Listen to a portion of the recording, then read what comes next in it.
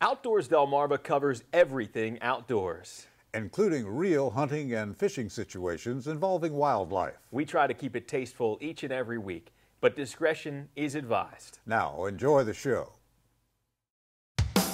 This week on Outdoors Delmarva. The summer season is here, and with it, the kickoff to some of the biggest fishing tournaments. 11.6. You'll be seeing blue and some other surprises when we make a stop at the weigh-ins. Then it's something that nobody wants to see, when larger-than-life marine animals wash helplessly ashore. But we'll show you who's making the best of a bad situation as we join researchers out on the beach. And it's a program that's taking some of our friends to new heights and helping people with disabilities reach their potential in the great outdoors. Right now on Outdoors Delmarva. There he is.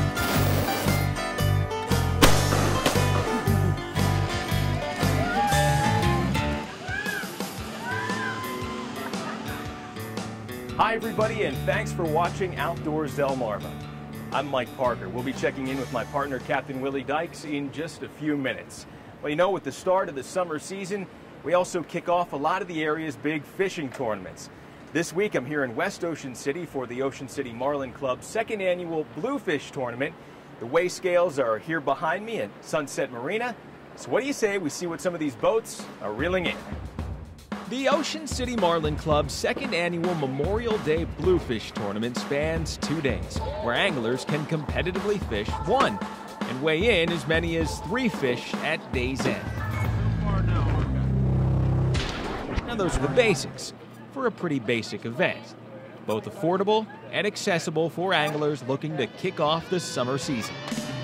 On the afternoon of day one, the first to arrive at the Sunset Marina scale was the crew of the Real Estate, who took the obvious early lead 13.4. with a 13.4-pound whopper. First blue on the scale, you betcha, but a fish big enough that it could have some staying power. One of the biggest fish of the day was caught by me when I had accidentally gotten a double header on one rod and then lost one but got another one up. Is this one you'll remember, Connor? Yes, I will. So what do you think right now? Where do you stand? Very proud. On a day that saw a total of 8 boats set out in search of blues, by the 6 o'clock deadline, only a handful had weighed in fish, none of whose catch would contend. But as if that bothered them in the least. 8.6. Yeah, smaller tournament. We had a great day today. It was perfect weather out there today, and we just had a wonderful time. And one of several fish that we caught today, and we all had a wonderful day, wonderful time fishing, and couldn't have been better. Very exciting. It's the start of all the tournaments for the season, so it's very exciting for the Marlin Club. Some of the proceeds go towards the Catherine and Charles Pratt Memorial Foundation Scholarship Fund. On day 2, with the Real Estate crew still holding on to the top 3 spots, 12 more boats would take their best shots. But when they pulled into the dock, high hopes would quickly diminish when all 3 blues caught aboard the Real Fantasy failed to find the top spot on the leaderboard. Fish hit, we all ran to the pole, and then I grabbed the pole and just started reeling. Down to the final hour, 3 different boats held the top 3 spots, with Real Estate still holding on to the lead. But with more boats arriving by the minute, it was looking like nobody was safe, as heavier fish would continue to change the names, rounding out the top 3. It nailed it, and we had a few other lines hit at the same time and cleared some lines and managed to get it into the boat. 10 even. Another part about this tournament that makes it great is that bluefish are fun to catch. Oh my God, that's a big fish. But not often targeted in tournaments except to fill lower tier Calcuttas. But out here, it's the top prize. It's also a chance to scout for and hook into something bigger while you're out there, as several boats also caught tuna and sharks, both of which will be the focus of bigger tournaments later this summer. We were out there, we caught a couple blue sharks. One of them we estimated about 250 pounds today, so we did pretty good, I think. Beautiful weather out there, absolutely beautiful. As the weigh-ins continued, finally another boat would make its mark, but not by unseating the leader, just joining them with another 13.4-pound fish weighed in by the crew of the Big Herring. For this kickoff to summer event, a down-to-the-wire finish with a tie at the top 12 even. should be enough excitement to keep these competitors coming back, ready to take another shot next year. So we want to say congratulations to the winners and all the participants here at the second annual Bluefish Tournament. It has been a lot of fun to watch. To check out some of the upcoming tournaments sponsored by the Ocean City Marlin Club, just go to OutdoorsDelmarva.com. And we'll be right back. Coming up next on Outdoors Delmarva, Captain Willie gives us a view from Chopper 16 as a marine life tragedy turns into a research opportunity down on the beach. We'll find out what they're looking for. But first, did you know? Bluefish are aggressive feeders known to frenzy around schools of baitfish. And if you can find a frenzy, blues are pretty easy to catch.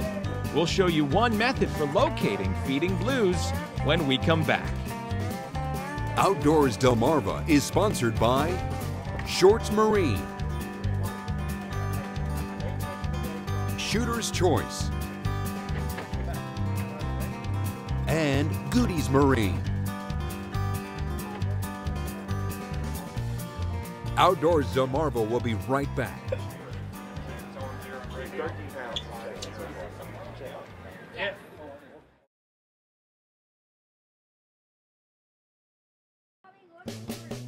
Did you know? A popular method for locating a school of feeding bluefish is to look for a flock of birds diving into the water. Gulls and other birds tend to follow the blues, scavenging for pieces of baitfish left behind in the frenzy.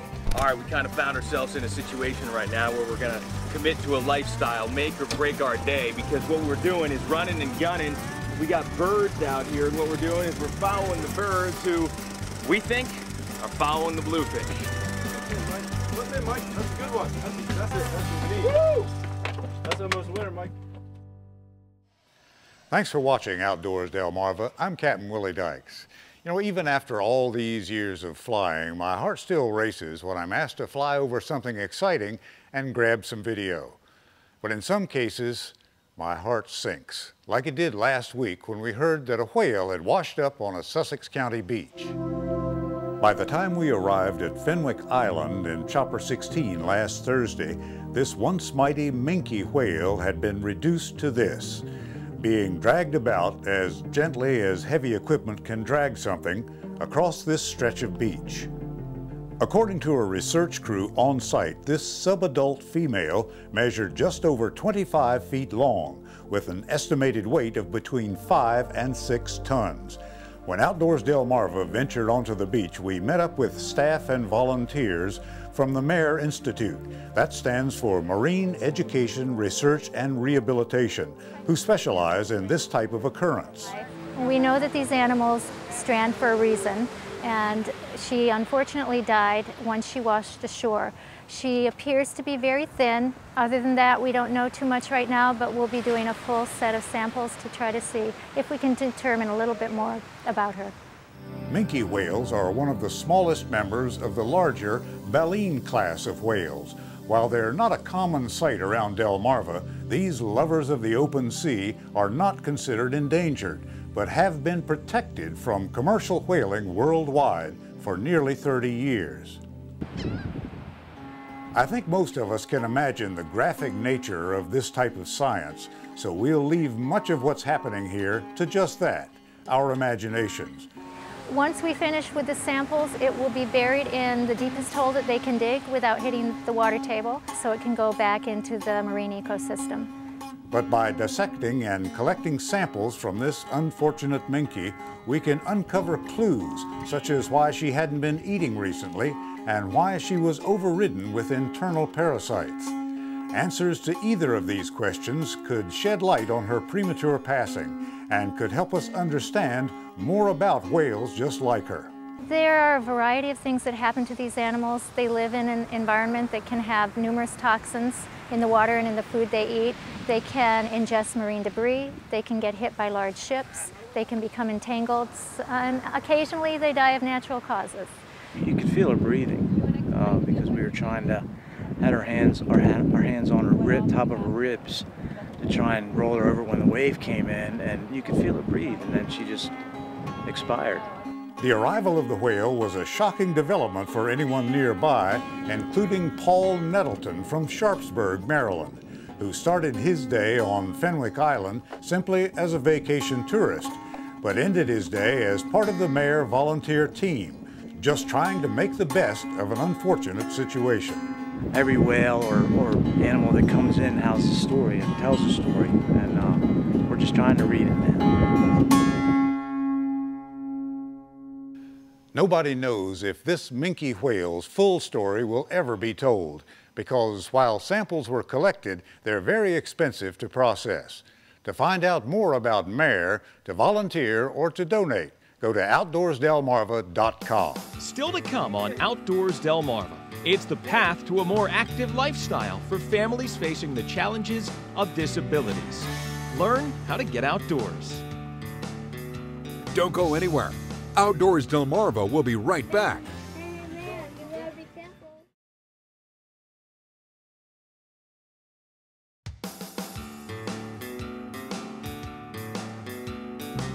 Thanks for watching Outdoors Delmarva.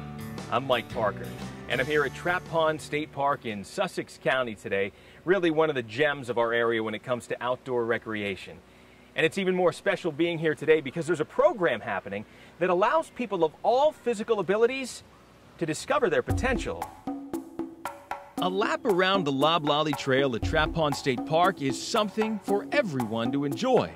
And this handicap-accessible 4.6-mile-long loop is a perfect example of what Delaware State Parks are thriving to become. You can pick your park and decide where you want to go. Even more accessible and inclusive for everybody. We're trying to encourage folks to come out and try something new.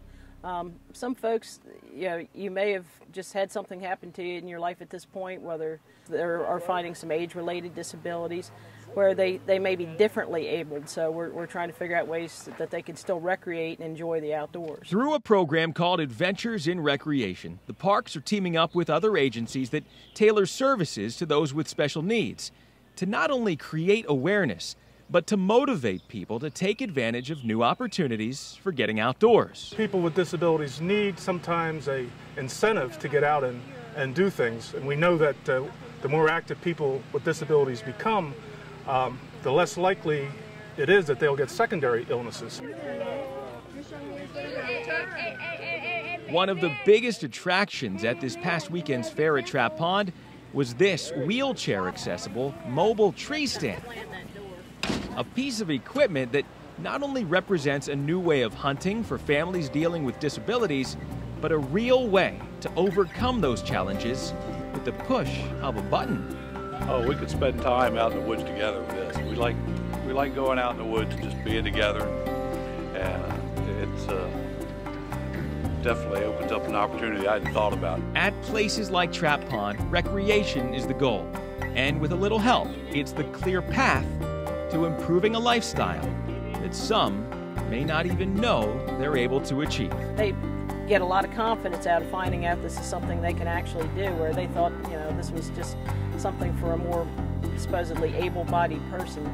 But it gives them a whole new sense of adventure to get out and try something new. Just great to see all the possibilities here at Trap Pond and really at all of the other Delaware State Parks. To learn more about the Adventures in Recreation program, go to OutdoorsDelmarva.com. And now, it's time to visit with an old friend. Here's this week's Scorchy's Corner Classic. It is in this 12 by 15 foot shop in Harrington where the wizard works. The wizard is Jim Kane. Jim makes walking sticks, a hobby that just innocently stumbled upon him a little over 3 years ago. I used to be working survey for the state, and I walking in the woods quite a bit, and I saw one of these, I call them choke sticks, because they've been choked off by a vine. And I found it and brought it home and started, carving on it a little bit, and then I started sanding on it a little bit. And the more I did, the more ideas came to mind. And one thing led to another. Led, as a matter of fact, into an amorous adventure of refining his walking sticks into silver-tongue conversation pieces. You know, that's the way I do that. Now, Jim is pretty secretive when it comes to disclosing where he finds his vine-entwined trees. Now, I'm not going to tell you guys exactly where I find these, but they're all over the state. It used to be I had to look really hard, but now, in the winter, I can look right, I can ride down the road and look in the woods. I can see 50 feet in the woods and spot a vine. And once he finds them, cuts them, and cures them for 8 months, the wizardy at Wizard Works begins. Sometimes his labor of love is reminiscent of preparation for medical surgery, minus the smoke, of course, and in a sense it is plastic surgery. Most people put them in their gun cabinets or up on their mantle or something like this and show them off. Unlike those certain shoes, these sticks ain't made for walking. They're showpieces, garnished with pewter, crystal, and gems, and created by the hands and from the imagination of Jim Kane, the wizard of Wizard Works. Scorchy Toes, wandering our Delmarva land for WBOC News. Coming up next on Outdoors Delmarva, we'll check out some of the newest options for getting out on the water, for both function and style. Don't go anywhere. Outdoors Delmarva will be right back. Get you out there without really breaking the bank.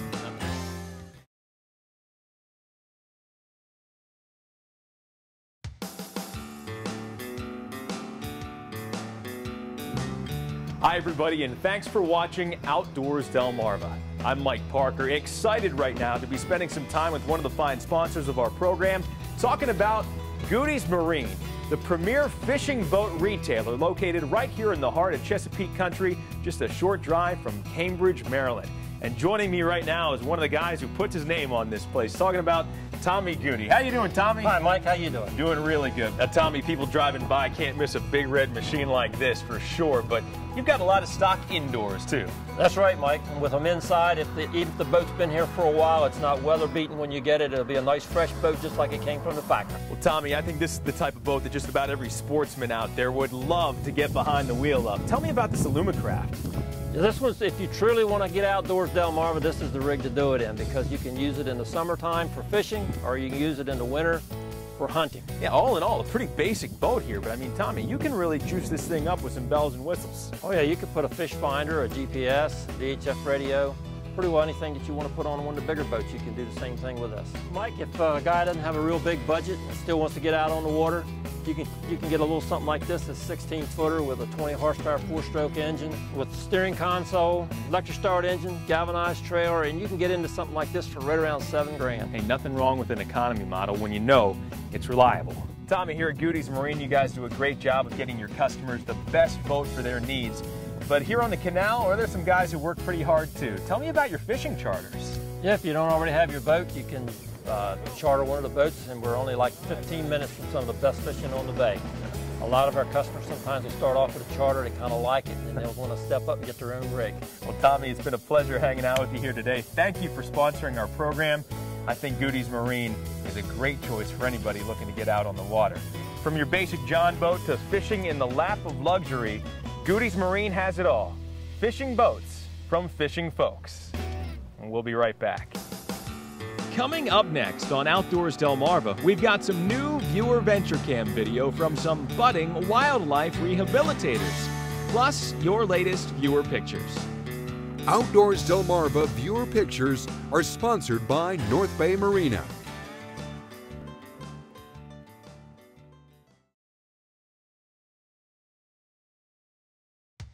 Outdoors Delmarva is sponsored by Shorts Marine, Shooter's Choice, and Goody's Marine.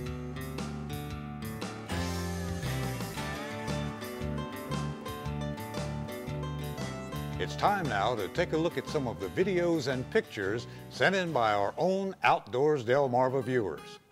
And we begin with some viewer venture cam video from Melanie Spencer from Snow Hill, Maryland.